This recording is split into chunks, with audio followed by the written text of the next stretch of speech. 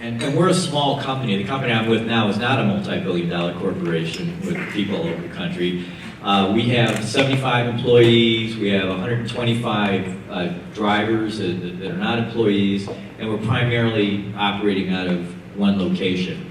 But we need to compete with, you know, large national publicly traded companies and multinational corporations.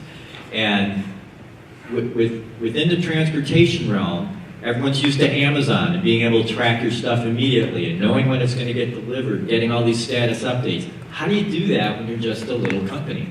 Well, a lot of the people that I've competed with over the years, that they retained a little company mentality and they never figured out how to deliver the service that's just required, that's expected. You don't get paid extra for it today. You need to be able to just do this, right?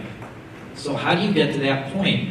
How do you develop that competency to deliver that type of service and compete with world-class companies when you're a small company? In our case, what we did, we didn't have those in-house resources, so we got outside contractors. And it's very expensive to get outside programming resources. They charge, you know, at least $100 an hour. You know, for more senior people, it could be $150 an hour. If you buy big blocks of time, you can get a little bit of a discount to that. But it's quite expensive, and you have to run through, anyone that's gone through any kind of exercise like this, building something, programming something, we're talking tens and hundreds and thousands of hours, so it's very expensive for a small company. So we said, okay, we're willing to make this investment to make this happen, but eventually we want to retain it in-house. So we made a deal with a consultancy firm where we had to rewrite our core operating software. This was like, we are, on this project right now, we have over 1 million lines of code, right? So that would be very expensive to put this together. What we did is we made a deal. We said, we want to pair program with you. We're going to hire some of our own programmers. They happen to be in Michigan. They're housed at the University of Michigan near their, they kind of have a incubator center there, incubation center for entrepreneurialism.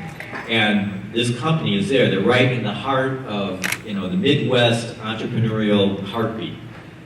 We have a programmer. There's a tablet there with a face, and they're both looking at the same screen. They're writing code together. So we did this for about a year. And we made this deal up front. It wasn't like we want to learn everything from you and learn all your skills and dump you. This was part of a written plan that we had. And then after a year, guys, we want to be able to do this ourselves.